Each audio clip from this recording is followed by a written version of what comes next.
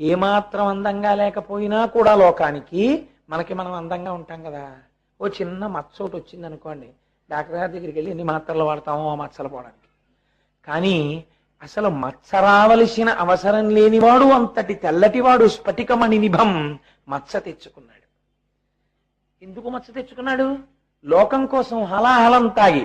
అంటే సంకేతిస్తున్నారు, లోకం కోసం హలాహలం తాగగలిగిన వాడు ఇప్పుడు లోకం కోసం కుమారుణ్ణి ఇస్తాడు.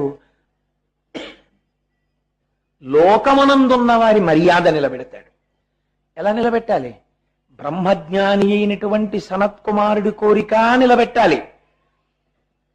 దేవతలకి రక్షణ కల్పించాలి. ఆ కోరిక కోరుకున్నటువంటి తారకాసురుడు కోరినప్పుడు చతుర్ముఖ బ్రహ్మగారు తథాస్తు అన్నారు. తథాస్తు అన్నారు కాబట్టి తన యొక్క తేజస్సులోంచి